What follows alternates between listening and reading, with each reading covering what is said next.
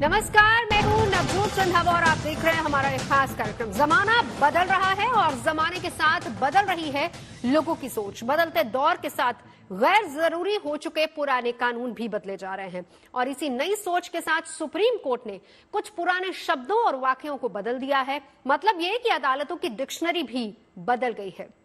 Supreme court ने एक नई हैंडबुक जारी की है जिसमें कार्रवाई के दौरान महिलाओं के लिए इस्तेमाल होने वाले पुराने शब्दों को हटा दिया गया है। उन पुराने शब्दों की जगह नए शब्दों और वाक्यों को जगह दी गई है और इस बदलाव के जरिए सुप्रीम कोर्ट ने बताया है कि अनजाने में कैसे रूढ़िवादिता की परंपरा चली आ रही थी।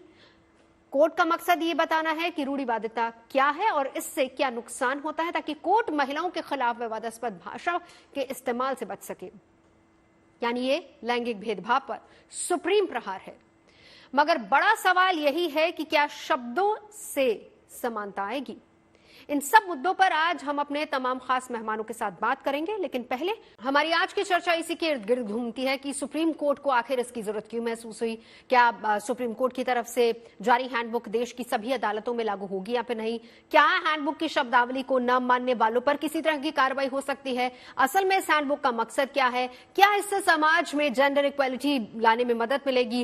इस हैंडबुक का अदालत में इस्तेमाल किस तरीके से होगा और अदालतों में रोक से क्या आम जनजीवन में उन शब्दों के इस्तेमाल पर भी रोक लग पाएगी या फिर नहीं? और क्या सिर्फ शब्द बदल देने से सोच बदलेगी? तमाम खास मेहमान हैं जिनसे हम चर्चा करेंगे। मेहमानों का परिचय मैं करा देती हूँ। संजय चड्ढा जी, एडवोकेट सुप्रीम कोर्ट, हमारे साथ जुड़ चुके हैं। प्रज्ञा परिजात जी इस वक्त हमारे साथ हैं, ये भी सुप्रीम कोर्ट से एडवोकेट हैं। और प्रियंका राणा, सोशल एक्टिविस्ट। आप सभी के पास आऊं। सवाल सीधे तौर पर मेरा संजय चड्ढा जी आप ही से है, क्योंकि ये जो हैंडबुक आई है इससे कहीं ना कहीं सोच ये दिखती है कोर्ट की कि समाज में बदलाव की जरूरत महसूस हुई और वो बदलाव आना चाहिए और वो बदलाव कोर्ट के जरिए ही आ सकता है और इसीलिए इस तरह की हैंडबुक जारी की गई है। क्या इस हैंडबुक का इस्तेमाल देश की तमाम अदालतों में हर जगह पर होगा? जरा स्पेसिफिकली सर मैं जानना चाहूंगी आपसे।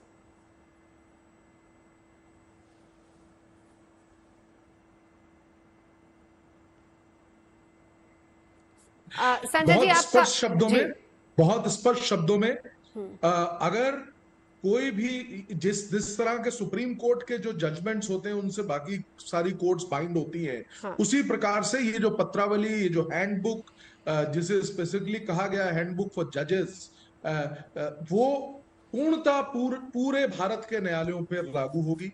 न केवल न्यायालय बल्कि जो जुडिशरी से जो भी लोग like lawyers are also officers of the court, तो वो भी इससे बाध्य होंगे और उसको फॉलो करेंगे। अब ये आपको ये चीज बहुत अहम है, एक लॉ की आवश्यकता क्यों होती है? एक जब भी हमें कोई लॉ बनाते हैं, कोई भी लॉ बनता है वो सोसाइटी की नीड्स को केटर करता है। हम लोग एक प्रोग्रेसिव सोसाइटी हैं। अभी आपने पिछले कई जजमेंट्स देखे होंगे, from Jallikattu to all those judgments. I don't want to mention the names of those judgments.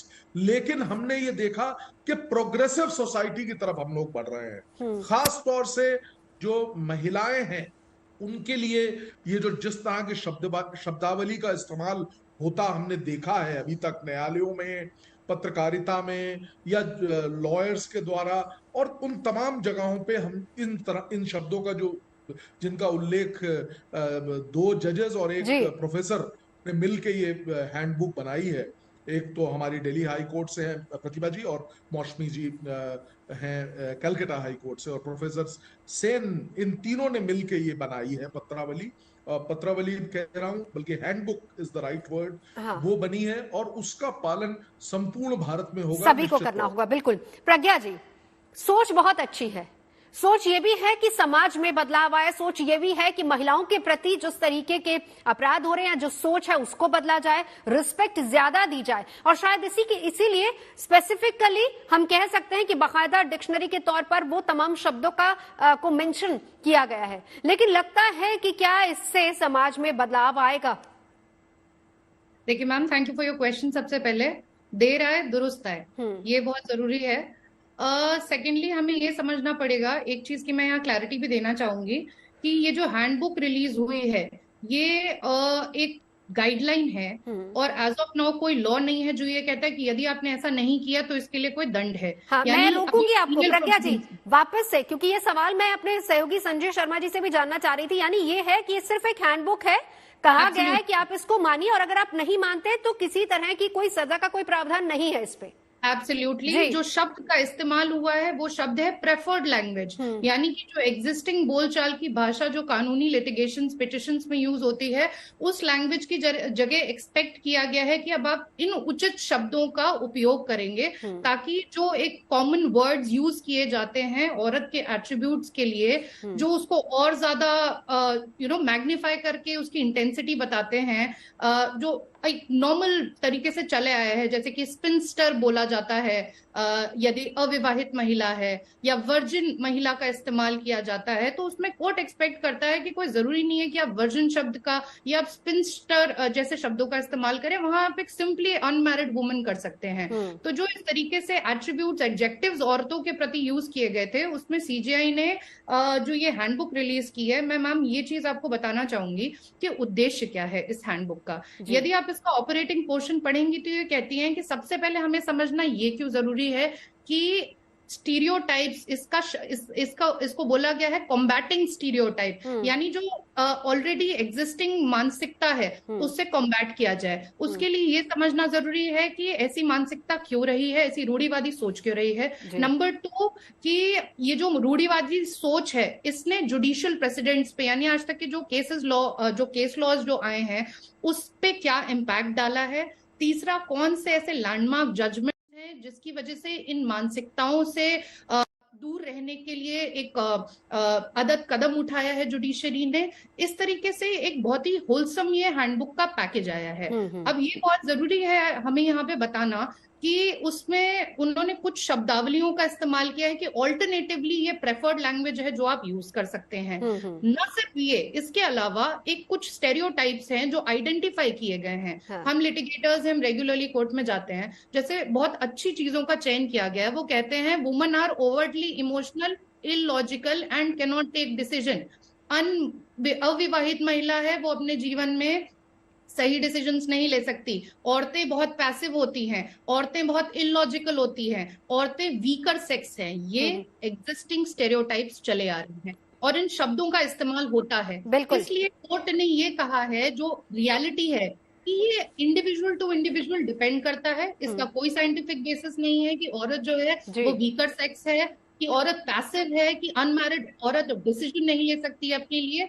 तो ये आइडेंटिफाई करना बहुत जरूरी है कि one class fit all approach को हम लेकर चले। बिल्कुल प्रज्ञा जी, मैं लौटूंगी आपके पास। प्रियंका जी भी हमारे साथ है क्योंकि हमारा पूरा लंबा शो, मैं चाहूंगी कि प्रियंका जी को भी साथ ही इंक्लूड कर लिया जाए।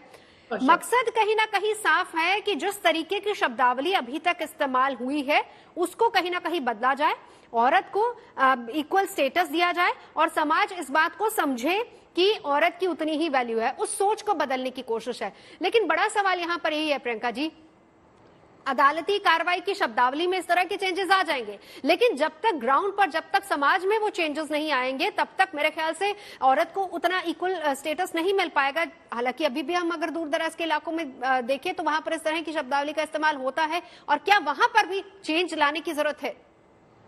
देखिए, बिल्कुल जरूरत है और बदलाव तो समय का मांग होती है और हमेशा बदलाव होते ही रहना चाहिए, चाहे समाज हो चाहे आप कहीं भी। आप देखिए, जब तक आप बदलाव नहीं लाएंगे, पहले महिलाओं की स्थिति क्या थी, हमारे देश को पुरुष प्रधान देश माना जाता है, लेकिन आज काफी हद तक स्थिति सुधरी है, लेकिन अभी भी बहुत बदलाव आने जरूरी है। हालांकि कोर्ट ने बहुत अच्छी पहल की है, कम से कम मानसिकता बदलने से। देखिए, किसी भी क्राइम को, कोई भी आप क्राइम देख लीजिए, उसको बदलने में सबसे पहले समाज का हाथ होता है और आपकी मानसिकता का हाथ होता है। तो जब तक आपकी मानसिकता नहीं बदलेगी, हम लोग सरकारों को दोष नहीं दे सकते हैं, हम सिर्फ कानून को दोष नहीं दे सकते हैं, प्रशासन को दोष नहीं दे सकते हैं। हम सबका कंट्रीब्यूशन है एक अच्छे समाज को बनाने में। और इस तरह की अगर मानसिकता हम बचपन से अगर अपने बच्चों को समझाएं और अगर कोर्ट भी इस तरह से स्ट्रिक्टनेस दिखाए, अभी हालांकि कानून नहीं बना है, पर धीरे धीरे जब इतनी सोच आई है कि इस तरह के शब्द ना यूज किया जाए महिलाओं के प्रति, क्योंकि आपने देखा होगा अगर बलात्कार होता है तो बलात्कार एक बार नहीं होता, बार बार बलात्कार होते हैं। इस तरह के प्रश्न पूछे जाते हैं महिलाओं के साथ, इस तरह की अभद्र लैंग्वेज यूज होती है कि कई महिलाएं ऐसी होती हैं जो केस विड्रॉ कर लेती हैं। आज भी बहुत सारी महिलाएं हमारे पास ऐसी आती हैं जो कहती हैं कि नहीं नहीं, हम लोगों को थाने नहीं जाना है, हम लोगों को कोर्ट नहीं जाना है, क्योंकि वहां पर और ज्यादा आपका चरित्र को गिराया जाएगा, आपके ऊपर लांछन लगाए जाएंगे। तो अगर इस तरह की सोच अगर कोर्ट दिखाता है और जजेस और वकील जो हैं वो महिलाओं के प्रति थोड़ा सम्मान और उस तरह से सम्मान की भाषा को इस्तेमाल करेंगे तो कहीं ना कहीं महिलाओं को भी एक सपोर्ट मिलता है और समाज में भी एक मैसेज जाता है। प्रियंका जी, आप एक समाज सेवी हैं, आपने खुद ही इस बात का जिक्र किया कि आपके पास ऐसे बहुत सारे केसेस भी आते हैं, तो जाहिर सी बात है कि ये जो डिसीजन है, जो कोर्ट का डिसीजन है शब्दावली बदलने का, ये आपको लगता है कि कोई चेंज लेकर आएगा? देखिए बिल्कुल, अगर आप समाज के अंदर हम भी अगर कहीं जाते हैं या कुछ है तो हम लोग भी एक एग्जाम्पल देते हैं कि देखिए कोर्ट में और आप सुप्रीम कोर्ट अगर इस तरह की चीजें ला रहा है तो आप सोचिए महिलाओं के प्रति वो सम्मान दिखा रहा है। तो ऐसा नहीं होता, क्योंकि काफी महिलाएं ऐसी हो जाती हैं, वो डिमोरलाइज हो जाती हैं, कहते नहीं कुछ नहीं होगा, बहुत सारे टाइम तक केस चलेगा, 6 साल केस चल जाएगा, 7 साल, लेकिन क्या होगा, कुछ नहीं होता, अभी भी सोच वैसी की वैसी है। आप थाने में चले जाइए, आपकी आज भी मैं कहती हूँ देखिए जमीनी तौर पर बहुत सारी चीजें आप कानून तो बना देते हैं, लेकिन जब तक इम्प्लीमेंटेशन नहीं होता है तब तक कुछ नहीं है। बिल्कुल। तो संजय जी, किस तरीके से कोर्ट में इसका इस्तेमाल होगा, इस हैंडबुक का? देखिए बड़े स्पष्ट शब्दों में इसका इस्तेमाल कोर्ट और उसके कोर्ट के जितने भी साथ हैं, जैसे मैंने पहले भी कहा कि lawyers are officer of the court, तो ये जब भी किसी भी तरीके से, जैसे कि एक मैं उदाहरण देता हूं कि किसी व्यक्ति ने पुनः कहा कि वो मिस्ट्रेस है लड़की, जो कहना नहीं चाहिए उसको, तो उसी वक्त जज वहां पे उनको टोकेंगे कि आप you are using the wrong term, please don't use. Even the other side council can say, दूसरा व्यक्ति भी कह सकता। तो इस तरीके से हम लोग परिपक्वता की ओर बढ़ेंगे, ऐसे स्लोली ग्रेजुअली चेंज आएगा। कोई भी चीज, Rome was not built in a day, and I am very much agreed with what Priyanka ji was saying. Priyanka ji ने कहा कि धीमे धीमे हम लोगों को आगे बढ़ना है, और हम लोग बढ़ रहे हैं। आपने खुद चेंज देखे, हमने देखे हैं चेंजेस, लेकिन अभी एक बहुत पहाड़ जैसी और चढ़ाई है जिसको भी चढ़ के और जीतना है। तो मेरा मानना यह है कि ये एक वेलकम स्टेप है, नंबर 1। नंबर 2, जो सबसे अहम बात है, अगर ये चीजें, वो दिन भी दूर नहीं है अगर ये पुनः इस तरह की कोई व्यक्ति, लोग इस तरह के शब्दों का इस्तेमाल करेंगे, तो कुछ भी नहीं हो सकता है कि हम शायद एक कानून भी आ जाए। लेकिन मुझे ऐसा लगता है कि इस तरह की हैंडबुक और इस तरह की एक जागृत करना, जिन लोगों ने इन शब्दों को इस्तेमाल करना है, उन लोगों को इस तरह के चीजों से जागृत किया जा रहा है कि इसको मत करो, आप ऐसे शब्दों का। बिल्कुल, हम एक अवेयरनेस के तौर पर आप कह रहे हैं कि हम इसको देख सकते हैं कि ये जो हैंडबुक आई है एक अच्छी शुरुआत, एक अच्छी पहल, अच्छी सोच के साथ इसकी शुरुआत हो रही है। और अगर सुप्रीम कोर्ट इसको लेकर आगे बढ़ता है, वकीलों को इस तरह के आदेश होते हैं, कोर्ट में इस शब्दावली पर बैन लगता है, तो कहीं ना कहीं समाज में हम कह सकते हैं, आपका भी ये कहना है कि चेंज आएगा।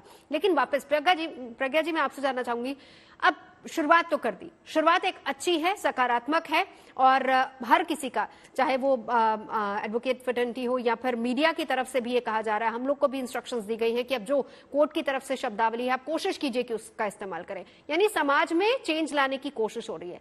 लेकिन ऐसा नहीं लगता है कि इस पर भी एक कानून की जरूरत है? और दूसरी बड़ी बात, जो अभी तक की शब्दों की डिक्शनरी आई है, इसमें ऐसे बहुत सारे और शब्द है शायद जिनको एड ऑन करने की जरूरत है, क्या आगे इसकी जरूरत महसूस होती, लगती है आपको?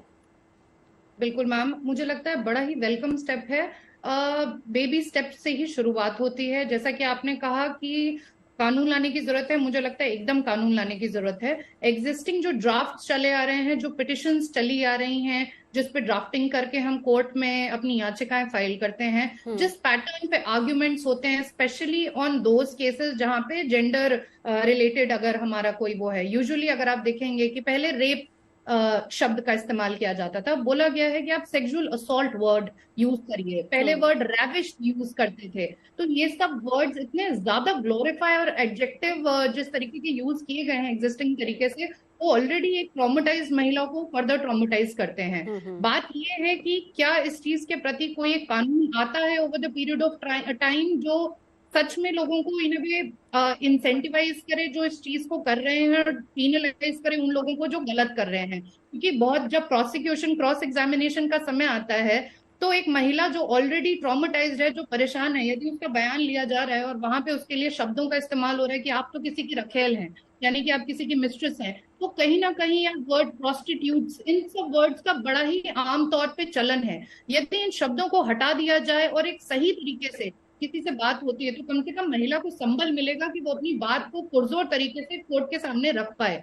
और इन शब्दों को देखिए, कहते हैं the honour of a woman lies in her, like आप औरत, सारी गालियां औरतों के नाम पे बनी हुई हैं, तो औरत को जो ऑनर से जोड़ दिया है, मुझे लगता है ये बहुत ही अच्छा प्रयास है सुप्रीम कोर्ट का मानसिकता बदलने के लिए, कि कहीं ना कहीं लोगों के दिमाग में ये आएगा कि औरत और ऑनर दो अलग चीजें हैं, वो एक सेपरेट एंटिटी है, और आप इस तरीके से शब्दों का इस्तेमाल करके उसको ऑब्जेक्टिफाई नहीं कर सकते। तो देश की सबसे बड़ी अदालत यानी सुप्रीम कोर्ट ने एक हैंडबुक जारी की है, जिसमें शब्द बताए गए हैं कि महिलाओं के प्रति किन शब्दों का इस्तेमाल नहीं करना है और उनकी जगह आप किस शब्द का इस्तेमाल कर सकते हैं। सोच इसके पीछे यही है कि महिलाओं के प्रति जिस तरह की सोच है उसको बदला जाए और जेंडर इक्वालिटी लाने की कोशिश हो रही। तमाम खास मेहमान हमारे साथ इस वक्त जुड़े हुए हैं। संजय चड्डा जी हमारे साथ है, प्रज्ञा जी हमारे साथ है और साथ ही साथ प्रियंका जी हमारे साथ। प्रियंका जी, कोशिश ये भी है कि जेंडर इक्वालिटी समाज में लाई जाए। आप जिस तरह के केसेस से निपटती हैं, जिस तरह से लोग आपके पास आते हैं जो केसेस लेके, आपको लगता है कि ये एक पहल जो सुप्रीम कोर्ट की तरफ से की गई है, ये उसमें बदलाव लाएगी समाज में? देखिए, बिल्कुल बदलाव लाएगी। और महिलाएं जो होती हैं वो सबसे ज्यादा सॉफ्ट टारगेट होती हैं।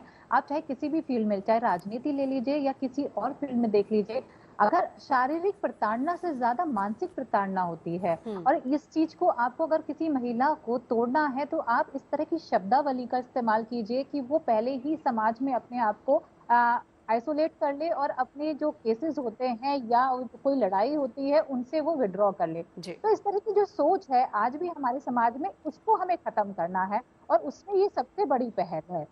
और जब कोर्ट और जो जजेस हैं वो इस चीज का रेस्पेक्ट करेंगे तो अपने आप ही जो इस तरह के क्रिमिनल प्रवृत्ति के लोग होते हैं, सबसे बड़ा चैलेंज प्रियंका जी, क्योंकि आप डेली लोगों से मिलती हैं, केसेस देखती हैं, लोग आपके पास आते हैं, सबसे बड़ा चैलेंज आप क्या देखती हैं, क्या रहेगा?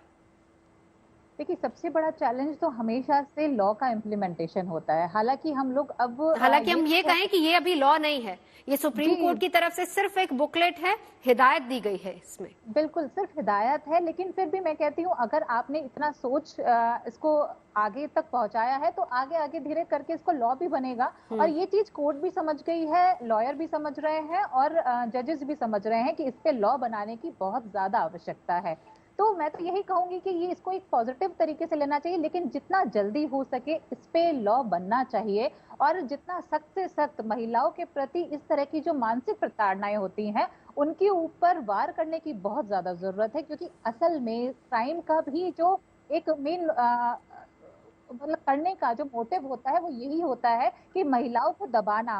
कभी कभी ईगो के चक्कर में जो पुरुष होते हैं सिर्फ अपनी ईगो के लिए महिलाओं के साथ डोमेस्टिक वायलेंस करते हैं या जो रेप होता है वो करते हैं, एसिड अटैक करते हैं। वो हमें उनको जो है जो क्रिमिनल माइंडेड लोग हैं उनको रोकने का तभी काम हो सकता है जब इनके ऊपर लॉ बने और उनके जहन में ये बात बैठे कि अब जो है कानून सख्त हो चुके हैं। बिल्कुल जाहिर सी बात है। संजय जी देखिए, अभी यहीं से हमारे इस पैनल से अब इस बात की डिमांड हो रही है कि लॉ की भी जरूरत है। हालांकि मुझे लगता है कि इसके बाद कहीं ना कहीं उस पर हो सकता है कि विचार हो, लेकिन वही बात संजय जी कि जब हम इसकी इम्प्लीमेंटेशन की बात करेंगे तो अब क्योंकि सुप्रीम कोर्ट की तरफ से जारी हुआ है वकीलों के लिए, तो क्या हम ये माने कि मैंडेटरी हो जाएगा कि आपको वो तमाम इंस्ट्रक्शंस और उसी बुकलेट को फॉलो करना है? और सबसे बड़ा चैलेंज आपको क्या लगता है क्या रहने वाला है?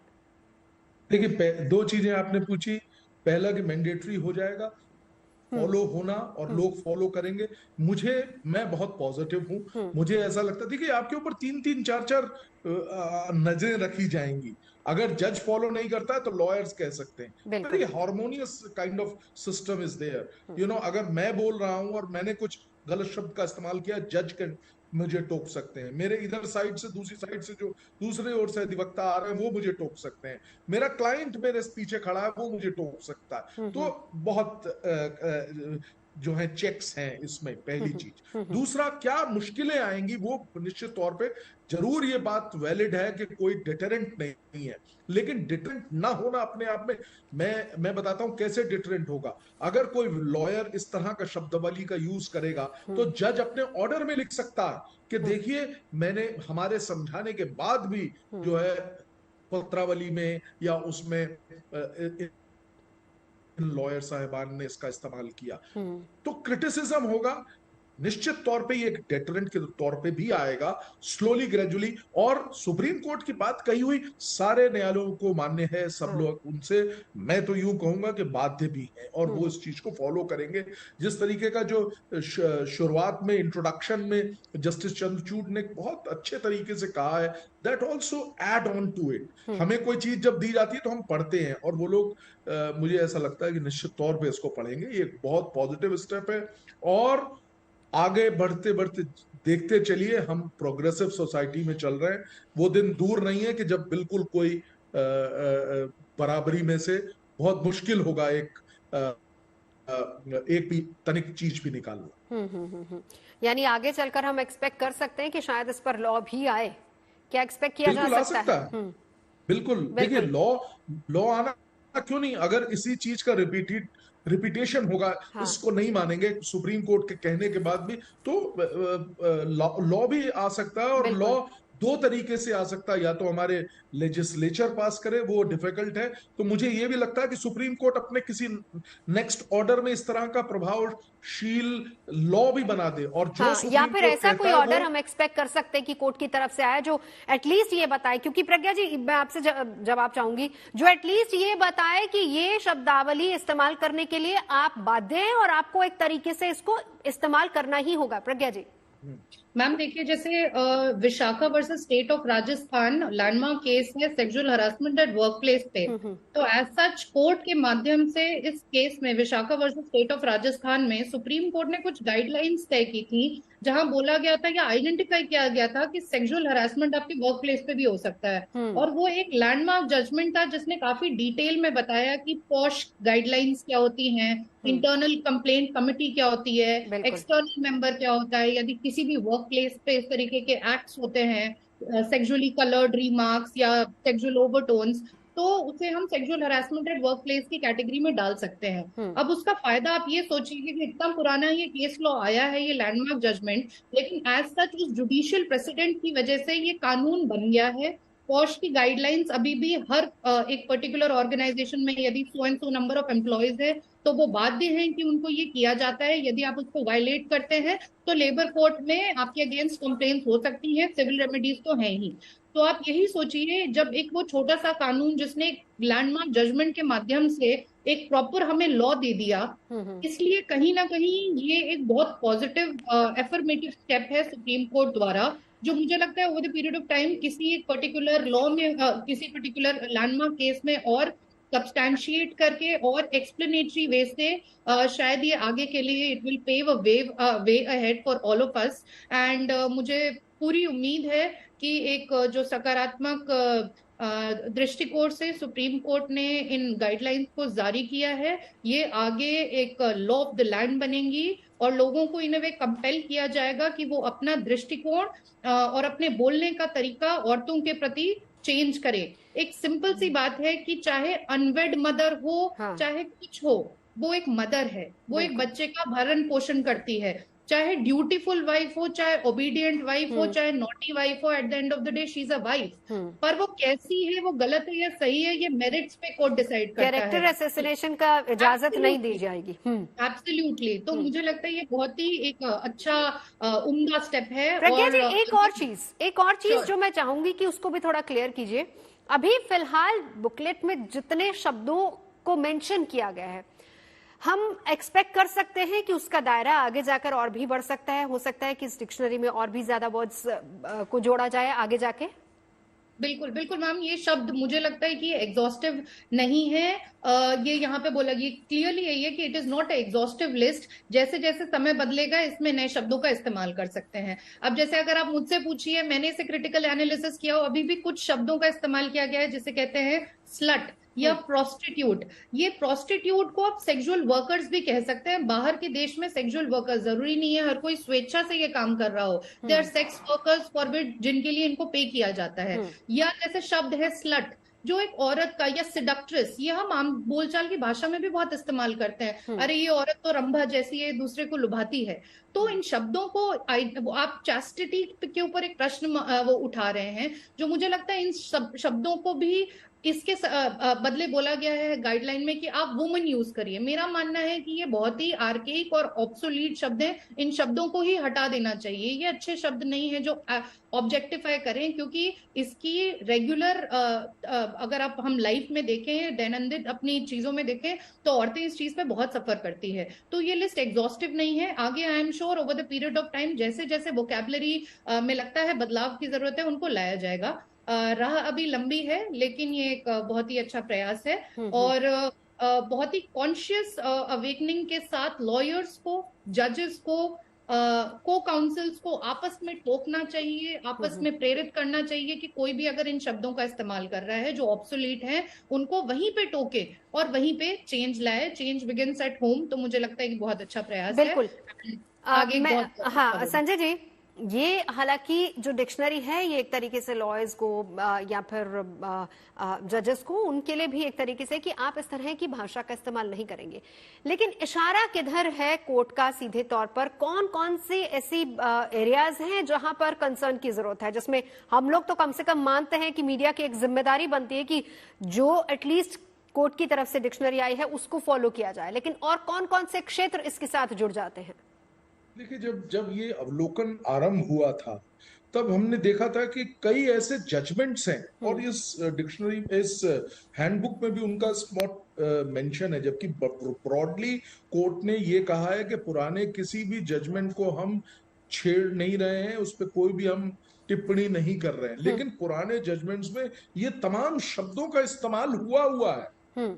एक एक शब्द, ये 40 शब्द जो यहाँ पे, या शब्दों का समूह जिसे आप कह रहे हैं, या शब्द स्पेसिफिकली, वो सब के सब पिछले निर्णयों में इस्तेमाल हुए हैं। तो ये एक बेस तो वो है। और संभवतः जो प्लीडिंग्स होती हैं लॉयर्स की, प्लीडिंग्स का अर्थ है जहां पे हम लिख के कोई प्लेंट बनाते हैं या कंप्लेंट बनाते हैं, तो हम उसमें इस तरह के शब्दों का इस्तेमाल करते हैं। तो हमको अब ये एक रिस्ट्रेन रखना होगा कि ये जो शब्द हैं इनका स्वरूप अब बदलना है। वो स्वरूप पे जो आप लिखते आ रहे हैं उसको हटा दीजिए, क्योंकि वो सही स्वरूप नहीं है। किसी तरीके से उसका जो प्रभाव है वो वुमेन की डिग्निटी पे है, और ये इसको बहुत स्पष्ट रूप से इस हैंडबुक में कहा गया है।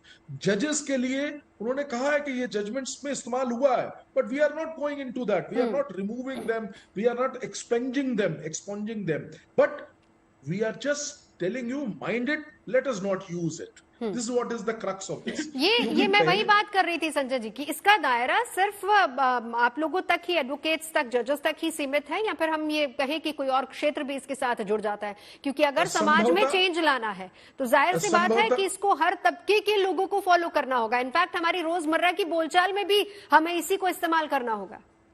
देखिए, जो ये बुकलेट है ये तो यही कहती है कि ये जुडिशरी से जुड़े हुए जो लोग हैं या जो न्यायपालिका से जुड़े हुए लोग हैं उनके लिए बनी है, लेकिन संभवतः इसका इफेक्ट जो मासेस हैं उन पे भी आएगा, और वो लोग भी इसको, और वो जिसकी मुझे लगता है कि आज आवश्यकता, और जिस पे प्रियंका जी ने बड़ी राइटली और आपने बहुत जोर से कहा कि लॉ की आवश्यकता है, तो लॉ आने के बाद तो सब लोग कवर हो जाएंगे, लेकिन अभी संभवतः हैंडबुक जो है वो सिर्फ न्यायपालिका से संबंधित लोग। बिल्कुल, इसी का एक जवाब प्रज्ञा जी आपसे ले लेती हूँ। मैम, मेरा कहना ये है कि जैसे जो 3 डिफरेंट विंग्स हैं, एग्जीक्यूटिव, लेजिस्लेचर, जुडिशरी, तो जुडिशरी ने ये एक अच्छा स्टेप लिया है, लेकिन चूंकि ये हैंडबुक सिर्फ लॉयर्स के लिए और जजेस के लिए है, इसमें रेट्रोस्पेक्टिव भाव नहीं है, जिसका मतलब है कि जो एग्जिस्टिंग लॉज हैं, जैसा कि मेरे को पैनलिस्ट ने बोला है, रेट्रोस्पेक्टिव भाव नहीं है, यानी कि आगे से जो केसेस आएंगे, आगे जो वर्डिक्ट्स पास होंगे जजेस द्वारा, या जो जिरह की जाएगी, या जिस तरीके से पिटिशंस ड्राफ्ट की जाएंगी, उसमें सही शब्दों का इस्तेमाल होना चाहिए, लेकिन ये एज ऑफ नाउ हैंडबुक सिर्फ जुडिशियल लोगों के ऊपर एप्लीकेबल है। तो मुझे लगता है कि चूंकि ये शब्द आम जीवन में या रोजमर्रा के जीवन में या कॉमन पार्लेंस में इतने ज्यादा और रेगुलरली यूज होते हैं, तो कहीं ना कहीं ये एक हॉरिजॉन्टल और वर्टिकल अप्रोच दोनों अप्लाई करनी चाहिए। और मुझे लगता है कि न सिर्फ न्यायपालिका बल्कि लेजिस्लेचर साइड या एडमिनिस्ट्रेटिव साइड भी इस तरीके की हैंडबुक्स यूज होनी चाहिए। जाहिर सी बात है, तभी हम समाज में बदलाव ला सकते हैं। बेशक मानसिकता पे प्रहार हो और उनको समझ में आए कि ये शब्द सही नहीं है। माँ एक माँ होती है, चाहे वो अनब्याही माँ हो चाहे वो शादीशुदा हो। वक्त अभी इतना ही है। आप दोनों हमारे साथ आए, इसके लिए बहुत बहुत शुक्रिया।